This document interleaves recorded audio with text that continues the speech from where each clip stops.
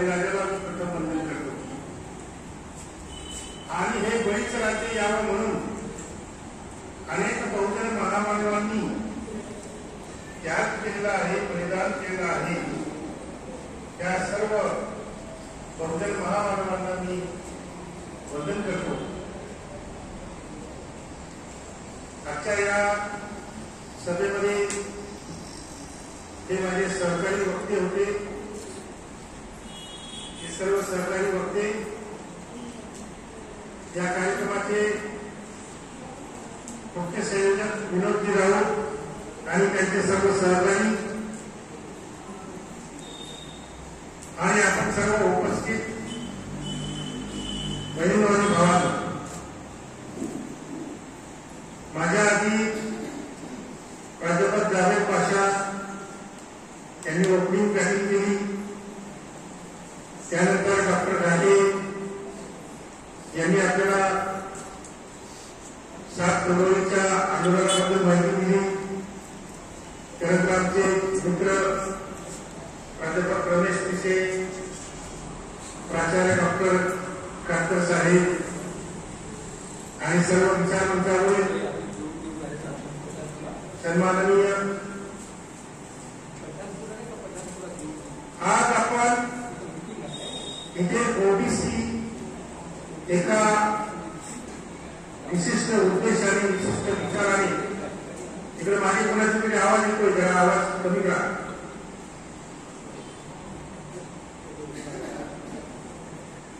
अशा एका संकट समयी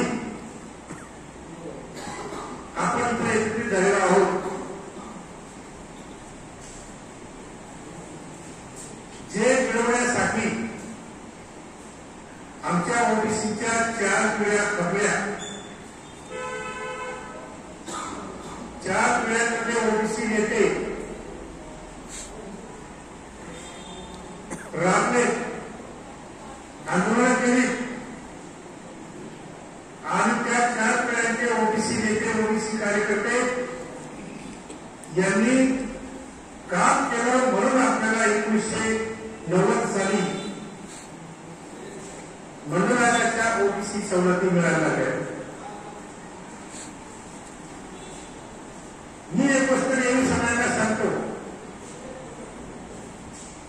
की पराभूत मानसिकता आपल्या डोक्यातून काढून टाका. आपल्या डोक्यामध्ये असं काही भरवण्यात आलं आहे की तुम्ही ओबीसी काही करतच नाही, तुमच्यासाठी दुसऱ्याच कुठे काहीतरी करतो. तुम्ही लढत नाही, तुम्ही आंदोलन करत नाही, तुमचे नेते काहीच करत नाही. परंतु या गोष्टी तुमच्या डोक्यामध्ये पराभूत मानसिकता घडवण्यासाठी सांगितल्या जातात, हे आम्ही लक्षात घ्या. या देशामध्ये आरक्षणाचा सिद्धांत, आरक्षणाच्या मागील तत्व ज्यांनी मांडलं ते तात्यासाहेब महात्मा ज्योतिराव फुले ओबीसी मधून आले. ज्यांनी हे आरक्षणाचं धोरण प्रत्यक्ष अंमलात आणलं ते छत्रपती शाहू राजे. हे मराठा नव्हते, ते कुणबी होते, ते ओबीसी होते. कोल्हापूरमध्ये 96 पिढी मराठे हे छत्रपती शाहू महाराजांना राजे असताना सुद्धा 96 पिढी मराठे त्यांच्या पंक्तीला बसू देत नव्हते.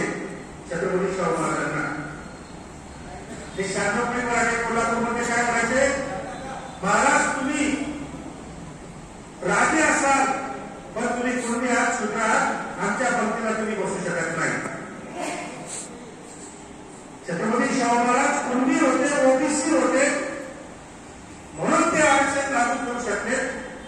आणि 2-4-5% नाही, 27-28% नाही, 50% आरक्षण शाहूराजांनी लागू केले. 26 जुलै 1902 रोजी.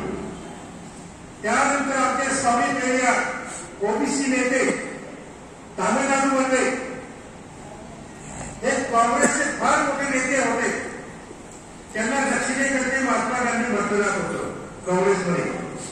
हे बाकीच्या कोणीचे नेते होते, स्वामी पेरियार आमचे ओबीसी नेते.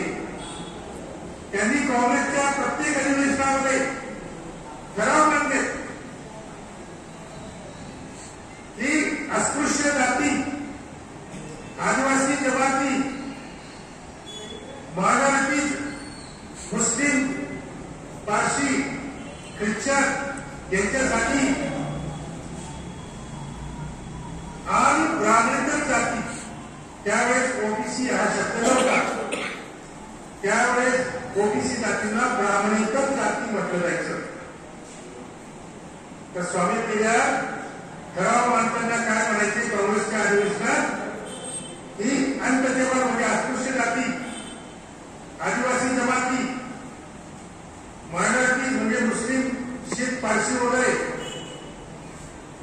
ख्रिश्चन वगैरे आणि ब्राह्मणेतर जाती म्हणजे ओबीसी यांच्यासाठी त्यांच्या लोकसंख्येच्या प्रमाणात आरक्षण दिलं पाहिजे, हे काँग्रेस सरकारने मान्य केलं पाहिजे, असा ठराव मंजूर करा, असा आग्रह स्वामी पेरियार प्रत्येक काँग्रेसच्या अधिवेशनामध्ये करायचे. शेवटी 1925 साली जे अधिवेशन झालं काँग्रेसचं, त्याच्यात त्यांनी सांगितलं की जर तुम्ही ठराव नामंजूर केला तर मी काँग्रेसचा राजीनामा देईन. अशी धमकी दिल्यावरही काँग्रेसने स्वामी पेरियारांचा हा जो आरक्षणाचा ठराव होता, ज्या ठरावामुळे अंतजेवन जातींना म्हणजे अस्पृश्य जातींना, आदिवासी जमातींना, ब्राह्मणेतर जातींना म्हणजे ओबीसी जातींना आणि मुस्लिम मायनॉरिटी वगैरे यांना त्यांच्या लोकसंख्येच्या प्रमाणात आरक्षण मिळणार होतं, तो ठराव जर मंजूर झाला असता तर. परंतु काँग्रेसने तो ठराव फेटाळला. लगेच स्वामी पेरियार उठले आणि म्हणाले मी धर्मच माझा राजीनामा लिहून आणलेला आहे, इथं तुमच्या तोंडावर राजीनामा फेकतो, काँग्रेसला राजीनामा देतो आणि स्वतंत्रपणे सेल्फ रिस्पेक्ट मुवमेंट, स्वाभिमानी चळवळ स्वामी पेरियारांनी ओबीसीच्या नेतृत्वाखाली सुरू केली 1925 साली. लक्षात घ्या, काटकर साहेब हे वारंवार म्हणाले आपल्या भाषणात, प्राचार्य काटकर साहेब ते काय म्हणाले की आम्हाला दगडची नको, वीट नको. आपल्याकडे अलीकडे एक ती म्हणत चालली सगळीकडे की दगडापेक्षा वीट मऊ, दगडापेक्षा वीट मऊ. अरे दगडाने पण डोकं फुटतं आणि विटेने सुद्धा डोकं फुटतं. दगडाने डोकं फुटतं, विटेने डोकं फुटत नाही का? विटेने पण डोकं फुटतं. मग तुम्ही असं का ठरवून घेतलंय की डोकं फोडायचं आहे? मग निवड नक्की करायची, दगडाची करायची का वीटची करायची? म्हणजे तुम्ही आधी निर्णय घेऊन टाका की आपल्याला आपलं डोकं फोडायचंय. तुमच्या मनामध्ये असा विचार का येत नाही की माझं डोकं फोडण्यापेक्षा मी माझ्यावर अन्याय करणाऱ्याचं डोकं फोडणार, असं तुमच्या मनात केव्हा येईल? हा विचार तुमच्या डोक्यात का येत नाही? कारण तुमची मानसिकता पराभूत त्यांनी करून ठेवलेली आहे. पराभूत मानसिकता तुमची करून ठेवलेली आहे. तुम्हाला बरोबर सांगण्यात आलं की तुम्ही ओबीसी काय करत नाही, तुम्ही ओबीसी लढत नाही.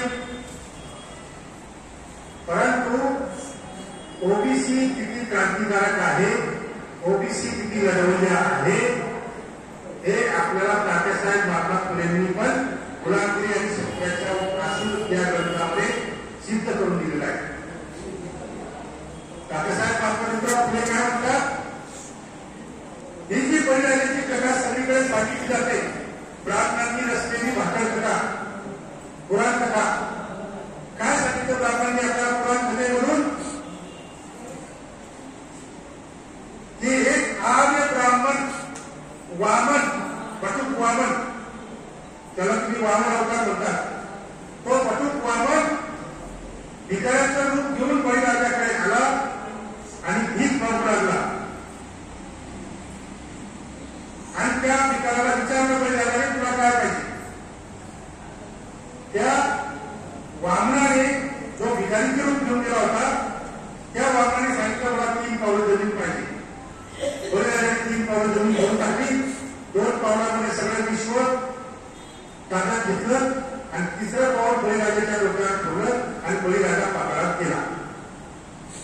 यातून ब्राह्मणांना काय सांगायचं असतं की तुमचा परिणाम आमच्याशी लढलाच नाही. सरळ 3 पावलं जमीन मागितली त्याने दिली, आम्ही 3ऱ्या पाऊल त्याच्या डोक्यात थोडं त्याला जमिनीत घालून टाकलं.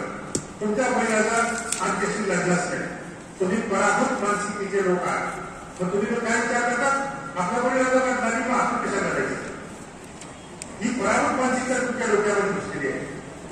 आता तुम्हाला काय सांगायचं तर तुम्ही लढणार नाही, तुम्हाला म्हणाला असं मिळून गेला.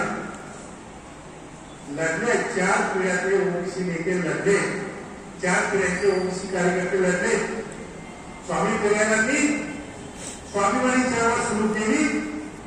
1925 साली राजीनामा देऊन 2 वर्षाच्या म्हणजे 1927 साली स्वामी पेरियारांच्या त्या आंदोलनामुळे 2 वर्षाच्या म्हणजे 1927 साली काँग्रेसच्या सरकारला तामिळ प्रांतामध्ये अल्पसंख्याक म्हणजे अस्पृश्य जातींसाठी, आदिवासी जमातींसाठी, मुस्लिम मायनॉरिटीसाठी आणि ब्राह्मणेतर जाती म्हणजे ओबीसी साठी आरक्षण लागू करावं लागलं. 1927 साल ही ओबीसी नेत्यांची करावत आहे. आरक्षणाचं तत्वज्ञान मानणारा ओबीसी जातीतून आले तात्यासाहेब महात्मा फुले. आरक्षणाचं तत्वज्ञान प्रत्यक्ष अंमलात आणलं 26 जुलै 1902 रोजी छत्रपती शाहू महाराज कुणबी होते, ओबीसी होते. स्वामी पेरियार 1927 साली सगळ्यांसाठी, केवळ ओबीसीसाठी नाही, सगळ्या शोषित पीडितांसाठी आरक्षण आणलं. स्वामी पेरियारांनी 1927 साली ते ओबीसी होते. 10 वर्षाच्या आत त्यांनी ओबीसी पक्ष स्थापन केला, डीएमके नावाचा.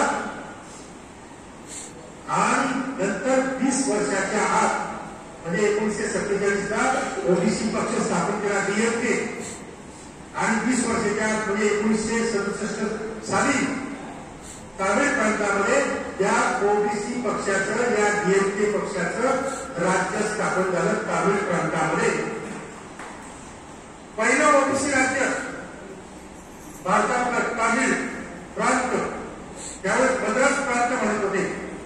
त्याच्यामध्ये आंध्राचा काही भाग, केरळचा काही भाग आणि पूर्ण तामिळनाडू असं एक मोठं तामिळ मद्रास प्रांत होता आणि तो सगळा ओबीसीचा होता. आणि तिथे ओबीसीचं राज्य स्थापन झालं.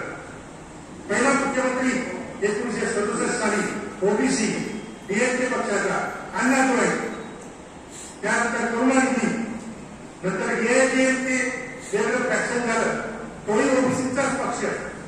जरी जयललिताबाई ब्राह्मण होती तरी ती म्हणायची मी जरी ब्राह्मण असले तरी मी ओबीसी पक्षाची मुख्यमंत्री आहे. लक्षात घ्या. त्यामुळे जयललिताबाईने ब्राह्मण असून सुद्धा 35% आरक्षण हे 50% नेलं. जयललिताबाईने सगळ्यांचं आरक्षण वाढवलं. त्या बाईने ओबीसीचं वाढवलं, एससी एसटीचं वाढवलं, मुस्लिम मायनॉरिटी यांचं वाढवलं, सगळ्यांचं आरक्षण या जयललिताबाईने वाढवलं. का वाढवलं? कारण ती ओबीसी पक्षाची चीफ मिनिस्टर होती. लक्षात घ्या. आणि त्यानंतर करुणानिधी ओबीसी मुख्यमंत्री झाले. त्यांनी 69% आरक्षण दिलं. हे फक्त ओबीसीच करू शकतो. हे काम फक्त ओबीसी नेताच करू शकतो. आतापर्यंत फुले आंबेडकरांचं नाव घेऊन अनेक मुख्यमंत्री झाले भारतात, पण एकाही मुख्यमंत्र्याला हे क्रांतिकारक काम करता आलं नाही. ते तामिळनाडूमध्ये होऊ शकलं कारण तामिळनाडूमध्ये ओबीसी पक्षाची सत्ता होती म्हणून होऊ शकलं. ही ओबीसीची ताकद आहे. ही ओबीसीची जिंकण्याची परंपरा आहे. पराभवाची नाही, जिंकण्याची परंपरा आहे. तात्यासाहेब महात्मा फुले म्हणतात आपला बळीराजा लढला, तो न लढता पराभूत नाही झाला. आपला बळीराजा त्या ब्राह्मणाच्या विरोधात लढला. 15 दिवस गणगोळ युद्ध झालं आणि त्या 15 दिवसामध्ये गणगोळ युद्धामध्ये आपले बहुजन समाजाचे काही शूरवीर सरदार पूर्वज जे लढले सैनिक, त्याच्यामध्ये काही हुतात्मा झाले, कामी आले, मेले. त्यांच्या प्रती श्रद्धांजली व्यक्त करण्यासाठी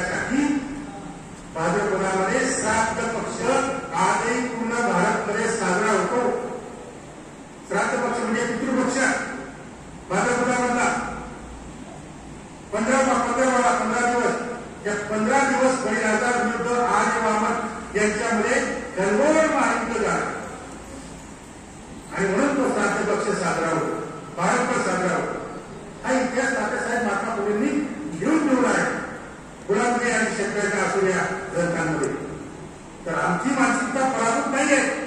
आमचा बळीराजा लढला, जिंकला,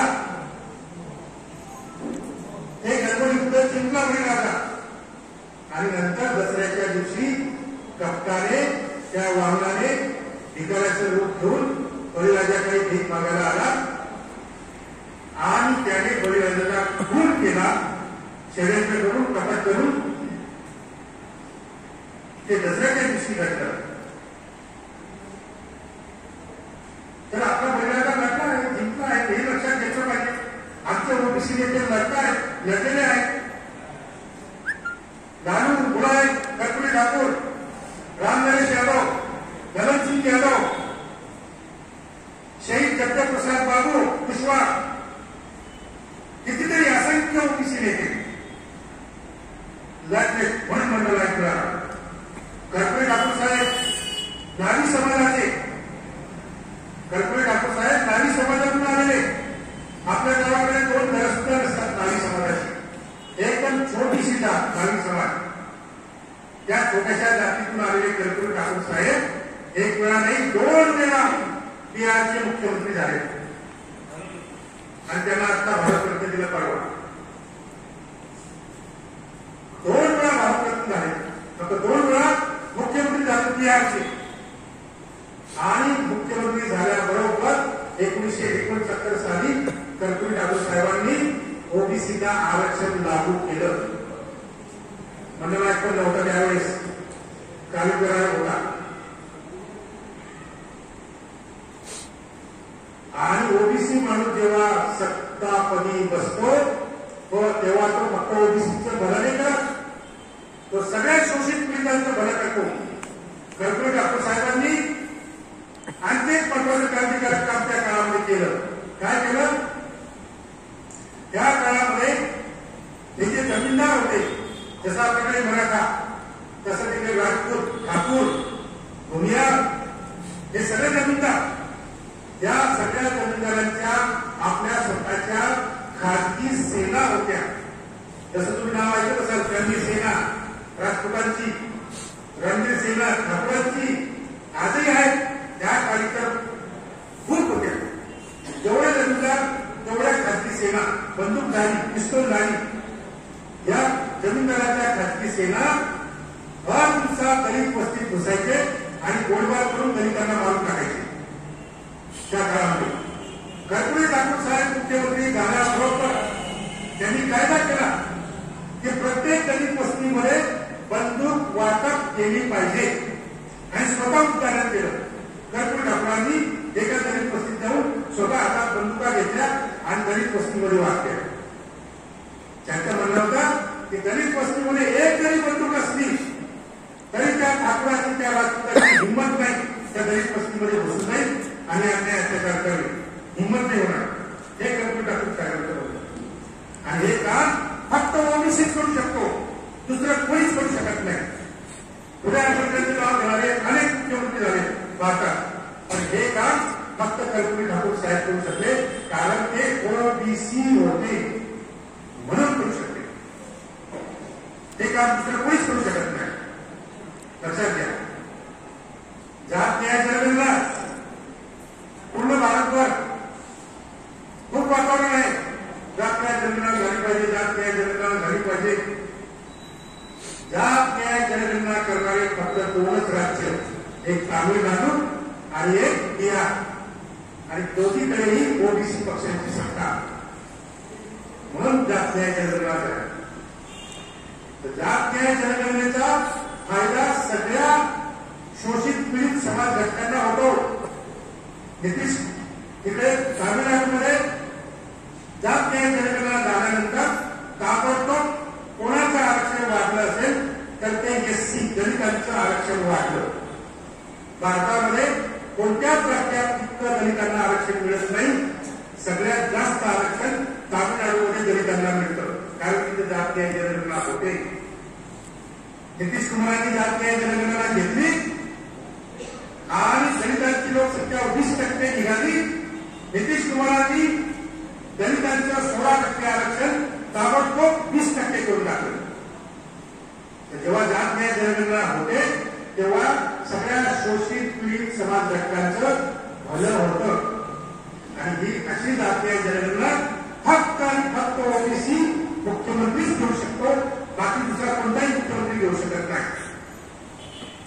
ही ओबीसीची ताकद होईल का?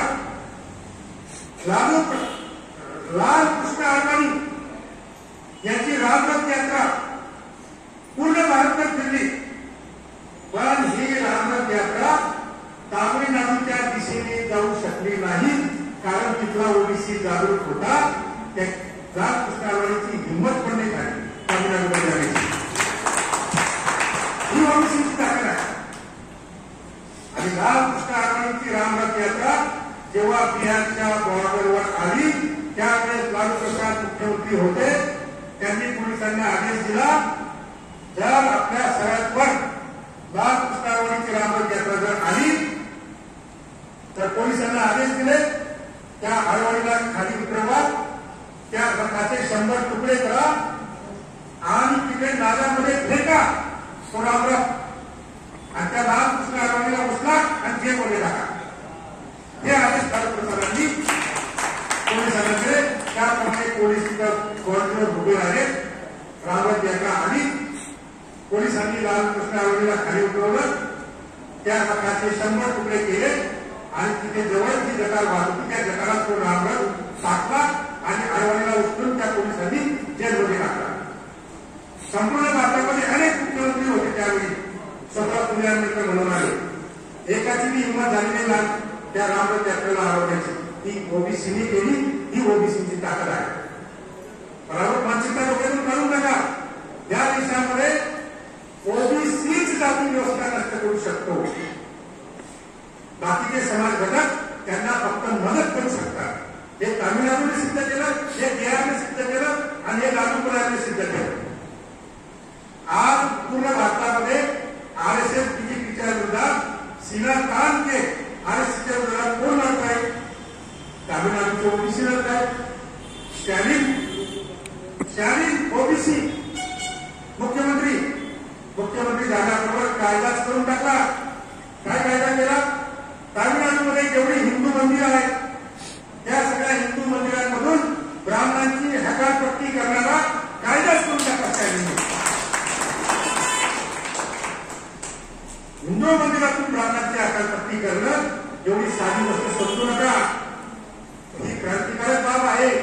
कारण जेव्हा जेव्हा मंदिरामध्ये ब्राह्मण पुजारी बसतो तेव्हा तो आपला बहुजन माणूस त्या मंदिरात गेला की मग त्याला सांगतो तुला असा विधी करावा लागेल, तुला कसा विधी करावा लागेल, त्याच्यासाठी एवढे पैसे सुद्धा खर्च येतील. नारायण नागपली नावाचा विधी माहिती आहे तुम्हाला? त्र्यंबकेश्वरात जा, नारायण नागपली करण्यासाठी कमीत कमी 50,000 रुपये लागतात. तो आपला बहुजन ओबीसी माणूस कर्ज काढतो 50,000चं आणि तिथं त्र्यंबकेश्वरात जाऊन त्या ब्राह्मणाच्या सांगण्यावरून नारायण नागपलीचा विधी करतो. तामिळनाडूचे स्टॅलिन मुख्यमंत्री काय म्हणाले? हे नाटकच बंद करायचं, या मंदिरात त्या ब्राह्मणांना बसूच द्यायचं नाही, म्हणजे हा विधी करा तो विधी करा हे लुटण्याचं काम ताबडतोब थांबेल. हिंदू मंदिरांमध्ये पुजारी कोण आहेत? दलित, आदिवासी, ओबीसी. दलित, आदिवासी, ओबीसी हे तिथं पुजारी आहेत त्या मंदिरामध्ये आणि ते सरकारी नोकर म्हणून तिथं पुजारी म्हणून बसलेले आहेत. त्यांना पगार मिळतो सरकारकडून, त्यांना वेतन फेरी मिळते. वरिष्ठ पुजारी, कनिष्ठ पुजारी, अधिकारी पुजारी, क्लास 1 पुजारी असे पगार दिले जातात तिथं त्या पुजाऱ्यांना. आणि ते पुजारी जेव्हा मंदिरात बसतात तेव्हा ते येणाऱ्या भाविकांना काय सांगतात? आम्हाला दक्षिणा देऊ नका, आम्हाला सरकार पगार देतं, आम्हाला सरकार पगार देतं, तुमची दक्षिणा आम्हाला नको, फक्त तुम्ही देवाचं दर्शन घ्या आणि जा. तर जी लूट देवा धर्माच्या नावाने सुरू होती ती स्टॅलिन नावाच्या मुख्यमंत्र्यांनी बंद केली आणि तो स्टॅलिन नावाचा मुख्यमंत्री ओबीसी होता म्हणून ते तो करू शकला. देशामध्ये अनेक मुख्यमंत्री पुणे आंबेडकरांचे नाव घेऊन राज्य करतात. एकाही मुख्यमंत्र्याला ते शक्य झालं नाही, फक्त ओबीसी मुख्यमंत्र्याला ते शक्य झालं. म्हणून मी तुम्हाला सांगतो, ब्राह्मणशाहीच्या विरोधात, जाती व्यवस्थेच्या विरोधात लढण्याचं काम फक्त ओबीसी करू शकतो. बाकीचे समाज घटक त्यांना फक्त मदत करू शकतात. ही ओबीसीची ताकद आम्ही लक्षात घ्या आणि डोक्याची पराभूत मानसिकता काढून टाका. आजही तुम्हाला सांगण्यात येतं, काय सांगण्यात येतं, आता आम्ही ओबीसी राष्ट्रीय स्थापन केली, आम्ही ओबीसीला सांगतो किंवा निवडणुकीच्या मैदानात उतरा. कारण तुमचं जे गेलेलं आरक्षण आहे ते सभा घेऊन, मोर्चे काढून, उपोषण करून, धरणे आंदोलन करून तुमचं आरक्षण तुम्हाला परत मिळणार नाही. सभा घेतल्याने, मोर्चे काढल्याने, धरणे आंदोलन केल्याने जनजागृती होती. पण ही जनजागृती जर तुम्हाला राजकारणात जर रूपांतरित नाही करता आली तर ती शून्य होते. पुन्हा लोक झोपून जातात. मोर्चा झाला, काय करायचं पुढे, काही मोर्चा झाला, जा घरी आणि झोपून राहा. पण ही सगळी झालेली मोर्चांमुळे झालेली जागृती, धरणे आंदोलनामुळे झालेली जागृती, सभा थोड्या 10 लाखाच्या सभा होत आहेत भुजबळ साहेबांच्या, ही सगळ्या सभांमधून झालेली जागृती ही राजकारणामध्ये परावर्तित झाली पाहिजे आणि ओबीसीची सत्ता आली पाहिजे. ओबीसी पक्षाची सत्ता आली तरच ओबीसींना गेलेलं आरक्षण परत मिळेल, अन्यथा मिळणार नाही. किती मोर्चे करा, किती धरणे आंदोलन करा, किती जीव करा, तुमचं आरक्षण तुम्हाला मिळत नाही. आता ते गेलं. उद्या जरी नोकरी भरती झाली, महाराष्ट्रात जर एखादी नोकरी भरती काढली महाराष्ट्र शासनाने, तर हे सगळे मराठीचे ज्यांच्या हातामध्ये कुणबी प्रमाणपत्र घरपोच पोस्ट दिला आहे, प्रत्येक मराठ्याच्या घरात कुणबी प्रमाणपत्र घरपोच दिलेलं आहे शिंदे सरकारने. त्यामुळे हे खोटे कुणबी प्रमाणपत्र देऊन, हे खोटे ओबीसी बनवून हे मराठे तुमच्या त्या नोकर भरतीमध्ये 27% ओबीसी जागांवर अर्ज करणार आणि सांगणार आम्ही ओबीसी आहोत, हे 27% मध्ये नोकरी आम्हाला. आणि ज्यावेळेस निवड होईल उमेदवारांची, त्यावेळेस मराठा आमदाराचा फोन येईल, मराठा खासदाराचा फोन येईल, मराठा सचिवाचा फोन येईल आणि मराठा आमदार खासदाराचा फोन आला, मराठा मंत्र्याचा फोन आला की आपला अधिकारी घाबरून लगेच त्यांचं काम करतो. त्यामुळे पुढच्या नोकर भरतीमध्ये सगळ्या तुमच्या ओबीसीच्या राखीव जागांवर तुम्हाला खोटे कुणबी, खोटे ओबीसी, मराठा लोक नोकरी करताना दिसतील. तुम्हाला शिपायाची पण नोकरी मिळणार नाही. आता जो सच्चा कुणबी, जो खरा कुणबी आहे त्याला शिपायाची नोकरी सुद्धा तुम्ही देणार नाही. हे खोटे कुणबी, खरे कुणबी आणि खोटे कुणबी असे दोन प्रवर्ग तयार झाले. बघा, जे खोटे कुणबी आहेत मराठे, ते खोटे कुणबी खऱ्या कुणब्याला शिपायाची सुद्धा नोकरी मिळू देणार नाही, हे लक्षात घ्या. त्यामुळे तुमचं आरक्षण केलेलंच आहे का? तुम्ही किती मोर्चे करा, तुम्ही किती आंदोलन करा, काय उपाय नाही, फक्त जागृती होईल. पण ही जागृती राजकारणामध्ये रूपांतरित झाली पाहिजे. म्हणून ओबीसी राष्ट्रीय आघाडी आपण स्थापन केली. पण आपल्या डोक्यामध्ये ही पराभूत मानसिकता भरून ठेवली आहे की आम्हाला प्रत्येक क्षणाला सामोरं जावं लागतं. एखाद्या ओबीसी उमेदवाराला सांगितलं, एखाद्या महाराजा, एखाद्या नागरी समाजाच्या माणसाला सांगितलं की बाबा तू विधानसभेची निवडणूक लढवतं का, तू खासदारकीची निवडणूक लढवशील का, निवडणूक शब्द ऐकल्याबरोबर तो ओबीसी पहिल्याने दात काढतो, म्हणजे असतो. त्याला म्हणा असण्यासारखं काय येतं, मी काही जोक केला, काही विरोध केला, तो म्हणा नाही, मग तू असताना काय सांगितलं त्यांनी चेष्टा करता, तुम्ही चेष्टा केली म्हणून मी असतो म्हणालो, तुम्ही जोक नाही केला, तुम्ही चेष्टा केली माझी, मला निवडून लढवून करा तुम्ही. माझ्याजवळ गाडी नाही, माझ्याजवळ घोडी नाही, माझ्याजवळ पैसा नाही, कसं निवडून लढवणार मी. प्रत्येक ठिकाणी आम्हाला हे उत्तर ऐकायला मिळतं. मी त्यांना काय सांगतो की हे जे निवडणुकीचं मॉडेल तयार केलेलं आहे मराठ्यांनी आणि प्रस्थापित जातींनी आणि प्रस्थापित पक्षांनी, काँग्रेस, बीजेपी, शिवसेना वगैरे, राष्ट्रवादी काँग्रेस वगैरे यांनी निवडणुकीचं एक मॉडेल तयार केलं आहे आणि ते मॉडेल आमच्या डोक्यात घुसवलेलं आहे. आणि त्यामुळे आमची पराभूत मानसिकता तयार झाली आहे की निवडणूक लढवणं हे आपलं काम नाही, निवडणूक लढवणं आपलं ओबीसीचं काम ते काम करायचं.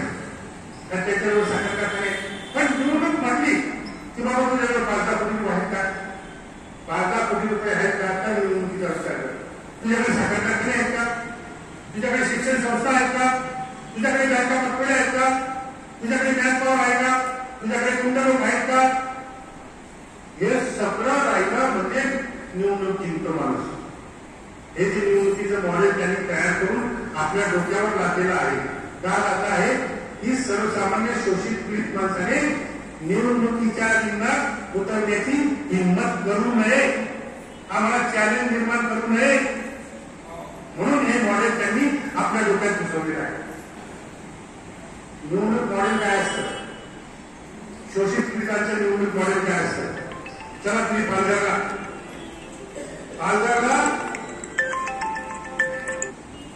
उमेदवार उभारायला निवडणुकीत 2019ला हातका माणूस उभा राहिला निवडणुकीला. लोकांनी नोट पण दिली आणि लोकांनी वोट पण दिलं, मतदान पण केलं आणि पैसे दिले. जेव्हा तो विजयी झाला, आमदार म्हणून विजयी झाला, त्यांनी विजयी सभा घेतली आणि विजयी सभामध्ये हा पालघरचा आमदार काय म्हणतो, निशून्य पैशात निवडणूक लढवली, निशून्य पैशात निवडणूक लढवली आणि तुम्ही जे निवडणुकीसाठी पैसे दिले त्याच्यातले 50 लाख रुपये अजून माझ्या खात्यामध्ये शिल्लक आहेत.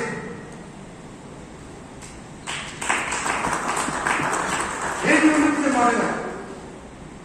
कांचीराम साहेब आयुष्यभर सायकलीवर फिरले, 2 व्हीलर नाही, 4 व्हीलर नाही, आयुष्यभर सायकलीवर फिरले.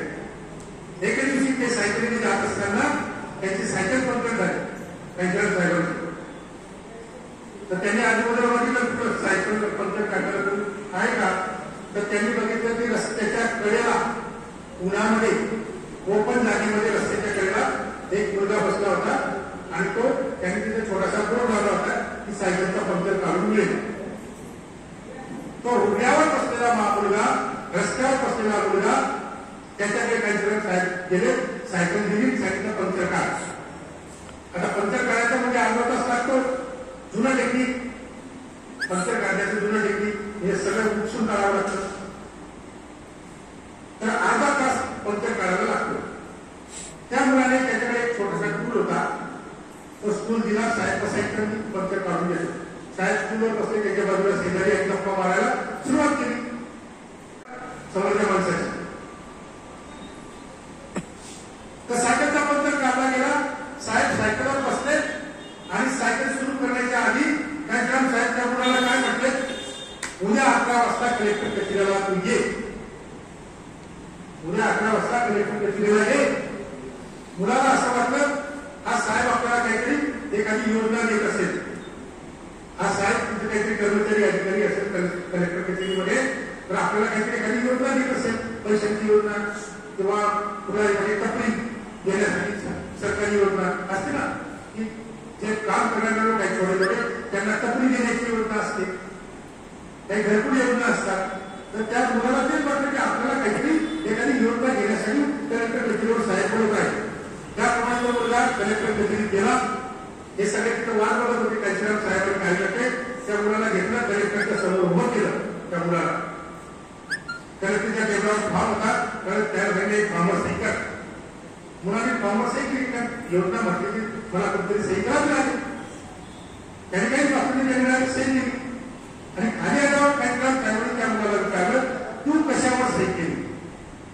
तो म्हणाला, तुम्ही काहीतरी योजना दिली असेल त्याच्यावर मी सही केली, तुम्ही सांगितलं मी सही केली. तर कांचीराम साहेबांनी त्याला सांगितलं की तू खासदारकीची निवडणूक लढवणारा बॉन्ड भरला आहे आणि त्याच्यावर तू सही केली. मुलगा असला नेहमीप्रमाणे जसं आपले विषय असतात, निवडणूक विषय काढला की तसा तो पंचवाला विचारतो तर असणारच ना.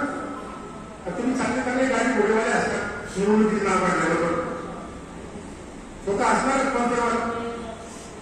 लक्षात घ्या, जो कांचीराम साहेब आयुष्यभर सायकलीवर फिरला त्या माणसाने सायकलच्या पंक्चर काढणाऱ्या मुलाला खासदार बनवलं. हे आहे निवडणुकीचं मॉडेल, हे आहे निवडणुकीचं मॉडेल. कॉमन मधला कॉमन माणूस असं म्हटलं पाहिजे, मी उतर नोकरी मिळणार, मी तुमच्याविरुद्ध लढू शकतो. पण बाबासाहेबांनी जो मताचा अधिकार दिलेला आहे तो मला पण दिलेला आहे, उभा राहण्याचा अधिकार दिला आहे बाबासाहेबांनी, तो मला पण दिलेला आहे. तुमच्या निवडणुकीचं जे मॉडेल आहे ते गवा ते तिकडे फेका तुम्ही. आमच्या घनश्याम साहेबांनी जे काही निवडणुकीचं मॉडेल दिलं आहे ते खरं आपल्या निवडणुकीचं मॉडेल आहे. मी सगळ्यांना सांगतो, शून्य बजेट, निवडणूक लढवण्याचं बजेट शून्य आधारित खासदारकीची निवडणूक लढवायची, फक्त 1 लाख रुपयात लढवायची. जो निवडणुकीचा शेवटचा दिवस असतो मतदानाच्या दिवशी संध्याकाळचे 5 वाजले की तुमच्या 1 लाखातला शेवटचा 1 पैसा खर्च झाला पाहिजे. 1 लाखाच्या वरती 1 पैसाही खर्च करायचा नाही आणि 1 लाखाच्या आत 1 पैसाही कमी खर्च करायचा नाही. आणि हे 1 लाख रुपये जनतेतून गोळा होतील आणि ते खर्चून मग आपण निवडणूक लढवणार. हे निवडणूक मॉडेल आहे. आमदारकीची निवडणूक फक्त 50,000. आता 1 लाख रुपये कसे खर्च करायचे खासदारकीच्या निवडणुकीत, 50,000 कसे खर्च करायचे आमदारकीच्या निवडणुकीत, याचं मॉडेल आम्ही तयार केलं आहे. आणि ते मॉडेल आम्ही इच्छुक उमेदवारांच्या 2 दिवसाच्या शिबिरामध्ये ते मॉडेल मी तिथं मांडणार आहे. त्याप्रमाणे त्या मॉडेल प्रमाणे जर निवडणूक लढवली तर आपले ओबीसी उमेदवार हमखास निवडून येतील, म्हणजे निवडून येतील. पण असं समजा तुमच्या पराभूत मानसिकतेमधून एक प्रश्न निर्माण झाला, निघू शकतो तर मानसिकता पराभूत आहे. तुमच्या पराभूत मानसिकतेने तुम्हाला प्रश्न विचारला की सर एकही ओबीसी राष्ट्रीय आघाडीचा उमेदवार नाही निवडून आला तर काय? मी त्यांना सांगितलं ओबीसी राष्ट्रीय आघाडीचा एकही उमेदवार जरी निवडून आला नाही तरी आपण 25-40 मराठा आमदार पाळू शकतो. एवढं ताकद आहे, एवढं ताकद आहे ओबीसीमध्ये. आपल्या ओबीसी राष्ट्रीय आघाडीच्या उमेदवारामुळे जर 40-50 मराठा आमदार जर पडले तर हे 40-50 जे पडलेले मराठा आमदार आहेत ते जरांगीच्या घरी जातील आणि त्याच्या कानाखाली जोरात आवाज काढतील की हरभरा तुझ्यामुळे 50 आमदार पडले. आणि ते निवडून आलेले मराठा आमदार आहेत ते काय म्हणतील, आता याच्यानंतर जर आपण ओबीसीचं काम जर नाही केलं तर पुढच्या वेळेस पडण्याची पाळी कोणाची, या जिंकून आलेल्या मराठा आमदाराची. म्हणून ते घाबरून निवडून आलेले आमदार घाबरून तुमच्या घरी येतील आणि सांगतील बाबा तुम्हाला काय पाहिजे, ओबीसीने तुम्हाला काय पाहिजे. हे तुम्हाला निवडून आलेले मराठा आमदार तुमच्या घरी येऊन तुम्हाला विचारते. ही तर ताकद आहे ओबीसी राष्ट्रीय आघाडीची, एवढी तर ताकद आहे ओबीसी जनतेची. पण असं समजा आता जिंकणारी मानसिकता काय सांगते त्या सांगतो तुम्हाला. पराभूत मानसिकता सांगितलं मी. जिंकणारी मानसिकता काय म्हणे की ओबीसी राष्ट्रीय आघाडीचा एक जरी आमदार निवडून आला तर त्याचे काय परिणाम होते. ओबीसी राष्ट्रीय आघाडीचा एक जरी आमदार निवडून आला तर त्याचे काय परिणाम होते. निवडून आलेला ओबीसी आमदार हा अभ्यासू असेल, हा विद्वान असेल, हा हजरजबाबी असेल. हा एक ओबीसी आमदार पूर्ण विधानसभा बोटावर नाचवू शकतो.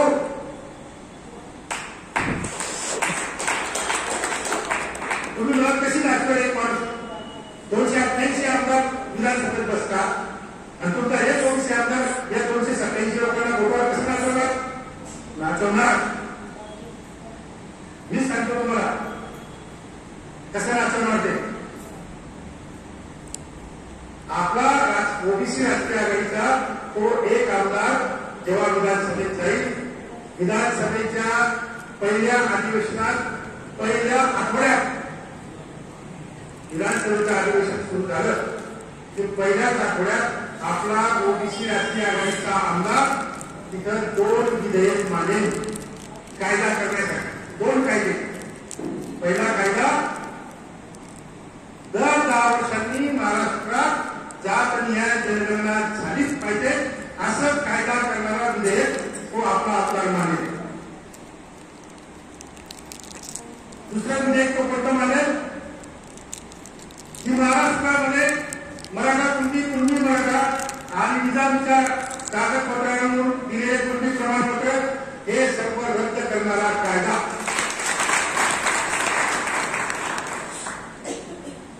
हे दोन विधेयक मांडल्यानंतर तर ते आमदाराला अधिकारच तो विधेयक मांडायचं म्हणून तो हे दोन विधेयक मांडेल आणि विधेयक मांडल्यानंतर तो विधानसभेत उभा राहून भाषण काय करणार तो सगळ्या आमदारांना सांगेल हे दोन विधेयक मी मांडलेले आहेत जात न्याय जनगणना आणि खोटे कुणबी प्रमाणपत्र रद्द करण्याचा कायदा या विधेयकाच्या विरोधात जो आमदार मतदान करेल या विधेयकांच्या विरोधात हे कायदे पास होण्याच्या विरोधात जे आमदार मतदान करतील त्या आमदाराच्या मतदारसंघात जाऊन आम्ही तिथे मोठमोठे फ्लेक्स बोर्ड लावू काय लावू फ्लेक्स बोर्ड आणि त्याच्यावर लिहू की हा जो तुमच्या मतदारसंघातला जो आमदार आहे हा ओबीसीचा शेड्यूल नंबर 1 आहे ओबीसीनी पुढच्या निवडणुकीत याला जमिनीत करा या जमिनीत करा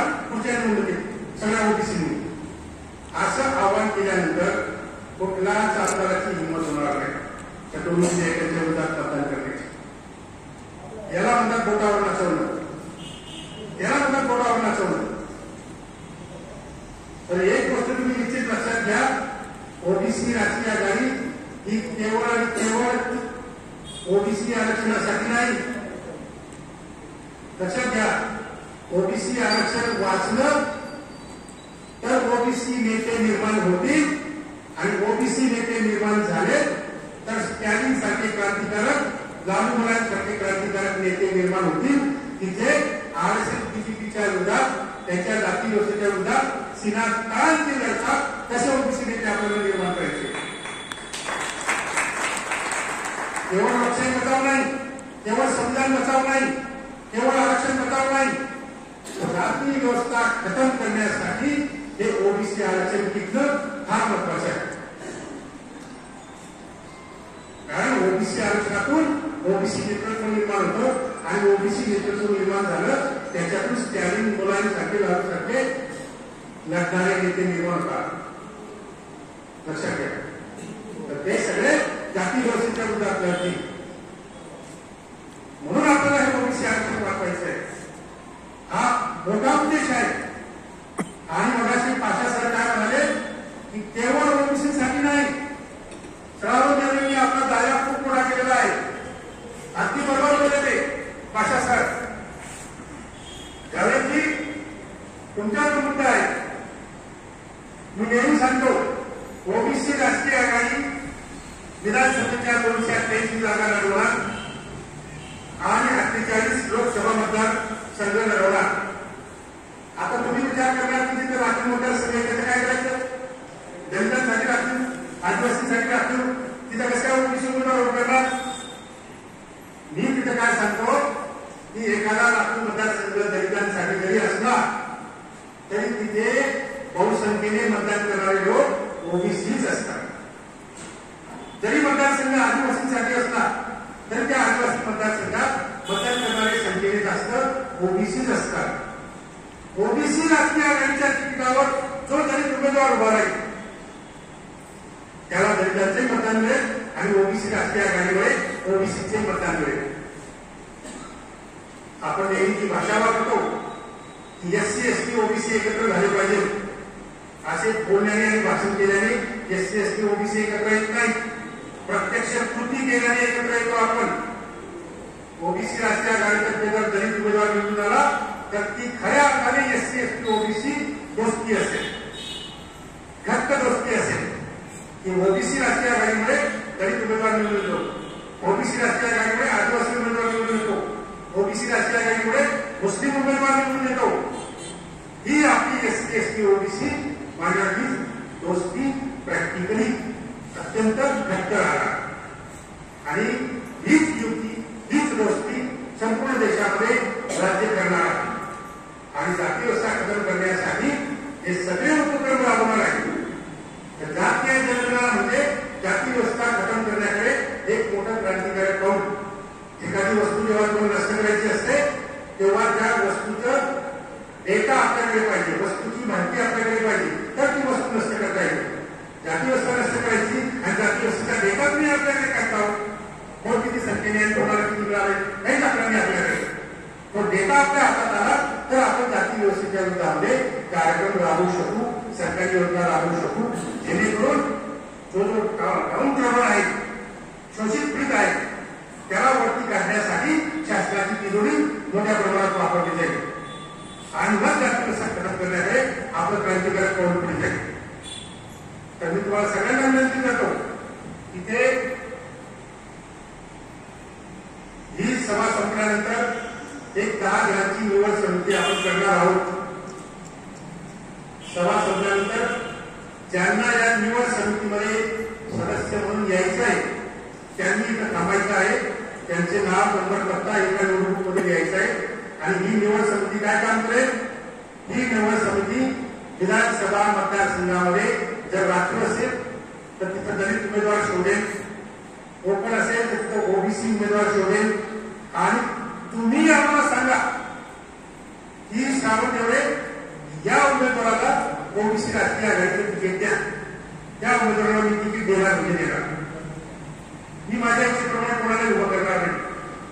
तुम्ही सांगायचं की निवड समितीने जे 10 लोक निवडलेले आहेत त्या 10 लोकांना वेगवेगळ्या मतदारसंघात तिकीट द्या. फक्त काळजी एकच घ्यायची आहे की खूप पैसेवाला आहे म्हणून त्याला तिकीट द्यायला सांगू नका. कारण हा जो पैसेवाला असतो निवडून आल्यानंतर काय म्हणतो, मी माझ्या पैशामुळे निवडून आलो, तुमचा काय संबंध? आणि या निवडणुकीत माझे 1 कोटी रुपये खर्च झाले, ते आता मला 10 कोटी करायचे म्हणून मी आता खोका घेऊन मंत्री होणार. तर असा खोका माणूस उमेदवार म्हणून करू नका. खोका घेणार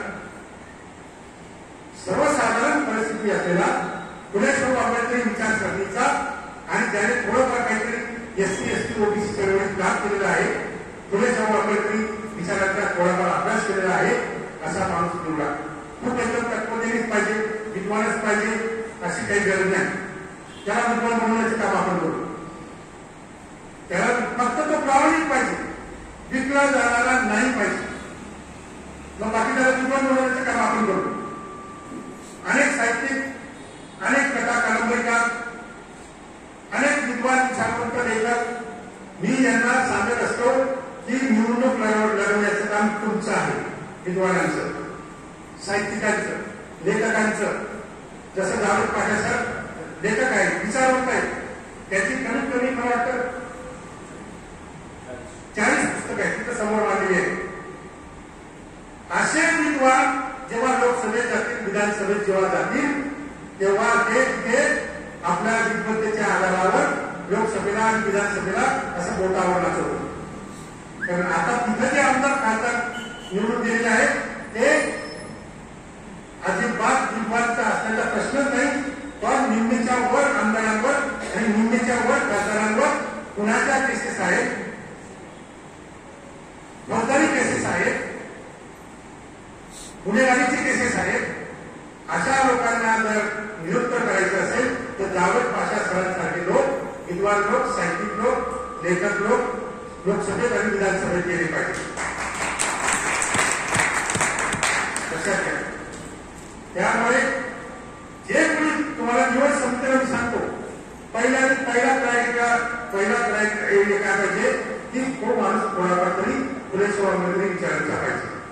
मग साहित्यिक असेल, लेखक असेल, विचारवंत असेल, पुस्तके लिहिणारा असेल किंवा एसटी एसटी ओबीसी चळवळीमध्ये काम करणार असेल, अशा माणसाची निवड करा. आणि आपलं हे ओबीसी राष्ट्रीय आघाडीचं जे मिशन आहे, केवळ ओबीसी आरक्षण बचाव मिशन नाही, तर हे खऱ्या अर्थाने जाती व्यवस्था नष्ट करून फुले शाहू आंबेडकरांचं स्वप्न साकार करणारं हे मिशन आहे. हे मिशन ओबीसीच्या नावाने असलं तरी एससी एसटी ओबीसी आणि मायनॉरिटीज यांचं संयुक्त मिशन आहे. धन्यवाद. जय